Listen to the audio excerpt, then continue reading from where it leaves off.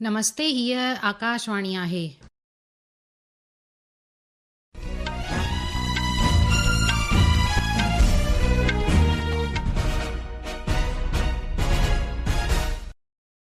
सिंधी ख़बरुनि सां गॾु मां दीपा गुरनानी। अवल अहम ख़बरूं। भारत ऐं यूरोपीय संघ त्वारीख़ी मुक्त वापार समझौते ते दस्तख़त कया। प्रधानमंत्री नरेंद्र मोदी ऐं यूरोपीय कमीशन जी अध्यक्ष हिन समझौते खे हेल ताईं जो सभ खां वॾो समझौतो ॿुधायो। भारत जो ऊर्जा सप्ताह 2026 ॾखण गोवा में अॼु खां शुरू। हिफ़ाज़ती मंत्री राजनाथ सिंह पार्लियामेंट जे बजट इजलास खां अॻु नईं दिल्लीअ में सभिनी धुरियुनि जे बैठक जी सिधारत कई। भारत मुतहद जमायत में ऑपरेशन सिंदूर ते पाकिस्तान जे बेबुनियाद बयान खे ख़ारिज कयो ऐं ॿीहर चयो जम्मू ऐं कश्मीर ते पाकिस्तान जो को बि हक़ कोन आहे। ऐं अंडर 19 क्रिकेट विश्व कप में भारत ऐं ज़िम्बाब्वे विच में मुक़ाबिलो जारी। ख़बरूं तफ़सील सां ॿुधंदा। भारत ऐं यूरोपीय संघ अॼु मुक्त वापारी समझौते खे आख़िरी रूप ॾिनो।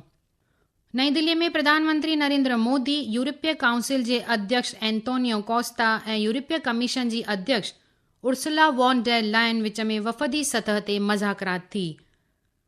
भारत ऐं यूरोपीय संघ वापार, सलामती, बचाव, भाईवारी, अचु वञु, आपदा जोखम, इंतज़ाम ऐं साए हाइड्रोजन समेत 7 मसौदनि ते दस्तख़त कया। इन मौक़े ते प्रधानमंत्रीअ चयो त इन्हनि मसौदनि सां भारत ऐं यूरोपीय संघ जा लाॻापा अञा मज़बूत थिया आहिनि ऐं नए मुक़ाम ते पहुता आहिनि। प्रधानमंत्रीअ चयो, पिछले कुछ वर्षों में भारत और यूरोपियन यूनियन के संबंधों में उल्लेखनीय प्रगति हुई है। साझा लोकतांत्रिक मूल्यों, आर्थिक सिनर्जी और मजबूत पीपल टू पीपल टाइज के आधार पर हमारी साझेदारी नई ऊंचाइयों तक पहुंच रही है। प्रधानमंत्रीअ ॿुधायो त हिन मुक्त वापार समझौते सां समाज जे सभिनी तबक़नि खे फ़ाइदो थींदो। प्रधानमंत्रीअ चयो त इहो महज़ हिकु वापारी समझौतो ई न पर वंजियल बहबूदगीअ जो नओं खाको आहे। प्रधानमंत्रीअ वाधू चयो, यह एफटीए भारत और यूरोपियन यूनियन के बीच इन्वेस्टमेंट को बूस्ट करेगा, नई इनोवेशन पार्टनरशिप बनाएगा और वैश्विक स्तर पर सप्लाई चेन को मजबूत करेगा। यानी यह सिर्फ ट्रेड एग्रीमेंट नहीं है, यह साझा समृद्धि का नया ब्लूप्रिंट है। इन खां पहिरीं प्रधानमंत्री नरेंद्र मोदी ऐं यूरोपीय कमीशन जी अध्यक्ष हिन समझौते खे हेल ताईं जो सभ खां वॾो समझौतो करे मञियो। यूरोपीय संघ शयुनि जे मामले में भारत जो सभ खां वॾो वापारी हिसेदार आहे। प्रधानमंत्री नरेंद्र मोदीअ अॼु वर्चुअल नमूने भारत ऊर्जा सप्ताह जे 4थे एडिशन जो इफ़्तिताह कयो। ॾखण गोवा में मुंतज़िम समारोह खे ख़िताब कंदे श्री मोदीअ चयो त इहो एडिशन तवानाई ख़िते में मज़ाकरात ऐं कार्यवाहीअ लाइ आलमी मंच वांगुरु तेज़ीअ सां उभरी रहियो आहे। भारत खे विश्व जी सभ खां तेज़ीअ सां विकसित थींदड़ अर्थव्यवस्था तौरु मञींदे श्री मोदीअ चयो त तवानाई ख़िते लाइ भारत में वजन जो भंडार आहे ऐं भारत आलमी सतह ते पेट्रोलियम पैदावार शयुनि जे अवल 5 रवानगी कंदड़ मुल्कनि मां हिकु आहे। हिफ़ाज़ती मंत्री राजनाथ सिंह यूरोपीय संघ सां गॾु मुल्क जी वधंदड़ भाङे भाईवारीअ जी तस्दीक कई।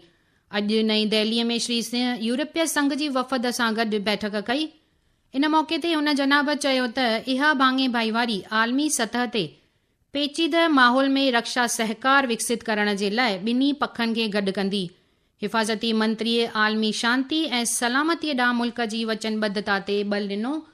यूरोपीय कमीशन नायब सदर काज़ा कलास सलामती ऐं रक्षा भाङे भाईवारीअ ते दस्तख़त खे हिकु अहम हासिलात ॿुधाईंदे चयो त इन सां ॿिन्ही पखनि जे विच में रक्षा सहकार मज़बूत थींदो। मैं ये कहना चाहूंगी कि सुरक्षा और रक्षा साझेदारी पर हस्ताक्षर होना वास्तव में बेहद महत्वपूर्ण क्षण है और हम इस पर आगे बढ़ सकते हैं। जैसा कि आपने कहा, अभी बहुत कुछ बाकी है। हम बहुपक्षीय और द्विपक्षीय स्तरों पर मिलकर रक्षा सहयोग को और आगे बढ़ा सकते हैं। ही ख़बरूं तव्हां आकाशवाणीअ तां ॿुधी रहिया आहियो। ही ख़बरूं तव्हां असांजी YouTube channel air news Gujarat ते ॿुधी सघो था। वधीक ख़बरुनि जे लाइ तव्हां असांजी वेबसाइट newsonair.gov.in खे फॉलो करे सघो था। जल शक्ति मंत्री CR पाटिल चयो आहे त सरकार समूरे मुल्क में पाणीअ जी हिफ़ाज़त जे लाइ 32,000 करोड़ रुपया विर्छ कया आहिनि।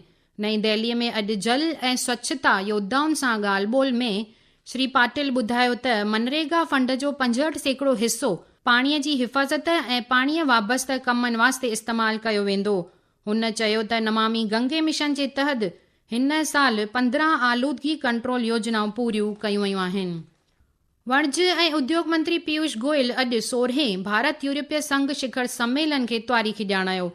सोशल मीडिया पोस्ट ते हुन चयो त शिखर सम्मेलन उन मौक़े जे रूप में यादि कयो वेंदो जॾहिं दुनिया जी चोथीं ऐं ॿी सभ खां वॾी अर्थव्यवस्थाउनि आलमी वापार में हिकु नओं बाब लिखण जे लाइ हथु मिलायो आहे। हुन वाधू चयो त भारत ऐं यूरोपीय संघ विच में मुक्त वापार समझौतो ॿिन्ही मुल्कनि जे आर्थिक लाॻापनि में हिकु अहम मील जो पत्थर आहे। पार्लियामेंट जे बजट इजलास खां अॻु सरकार अॼु पार्लियामेंट भवन जे अङण में सभिनी धुरियुनि जी बैठक कोठाई। मरकज़ी हिफ़ाज़ती मंत्री राजनाथ सिंह बैठक जी सिधारत कई। राज्यसभा में हाउस जे नेता JP नड्डा, पार्लियामेंट जो कार्य मंत्री किरण रिजिजू, पार्लियामेंट जो कार्य राज्य मंत्री अर्जुन राम मेघवाल, सूचना ऐं नशरियात मंत्री डॉक्टर L मुरुगन इन मौक़े ते हाज़िर हुआ। पार्लियामेंट जो बजट इजलास सुभाणे खां शुरू थींदो ऐं 1 मोकल सां गॾु 2 अप्रैल ताईं हलंदो। बैठक खां पोइ मीडिया सां ॻाल्हि ॿोल में मरकज़ी पार्लियामेंट्री कार्य मंत्री किरण रिजिजू चयो त बजट इजलास जे पहिरें मरहले में राष्ट्रपति जे तकरीर ते धन्यवाद प्रस्ताव थींदो। राष्ट्रपति का अभिभाषण पर धन्यवाद प्रस्ताव होगा, उस पे चर्चा होगी। फिर उसके बाद बजट पे दोनों सदन में चर्चा होगा। हम लोगों ने सारा मेंबर्स को रिक्वेस्ट किया है कि सब पार्टी सहयोग करें और हमारे संसद को सुचारू रूप से चलाने में योगदान करें। भारत मुत्तहिद जमायत में पाकिस्तान खे करारो जवाब ॾींदे ऑपरेशन सिंदूर ते ॾिनल संदसि बेबुनियाद बयान खे अॼु ख़ारिज कयो।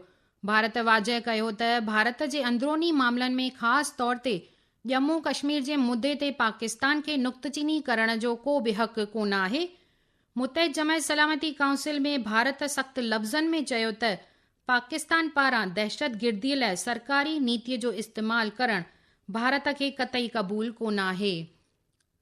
मरकज़ी बजट 2026-27 जे तयारियुनि जो आख़िरी मरहलो अॼु नई दिल्लीअ में हलवा समारोह सां गॾु शुरू थियो।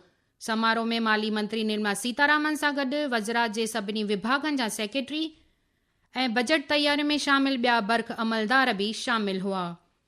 नागालैंड जे कोहिमा में नागालैंड GIS ऐं रिमोट सेंसिंग सेंटर में राज्य जो पहिरियों ड्रोन सेंटर ऑफ एक्सीलेंस क़ाइमु कयो वियो। क्रिकेट जे अंडर 19 विश्व कप में भारत ऐं मेज़बान टीम ज़िम्बाब्वे जे विच में बुलवाओ में सुपर 6 तबके जो मुक़ाबिलो जारी आहे। भारत पहिरियां ई बैटिंग कंदे ज़िम्बाब्वे खे 352 रन्सुनि जो जीत मक़सदु ॾिनो आहे। आख़िर में अहम ख़बरुनि ते नज़र विझंदासीं। भारत ऐं यूरोपीय संघ तारीख़ मुक्त वापार समझौते ते दस्तख़त कया। प्रधानमंत्री नरेंद्र मोदी ऐं यूरोपीय कमीशन जी अध्यक्ष हिन समझौते खे हेल ताईं जो सभ खां वॾो समझौतो ॿुधायो।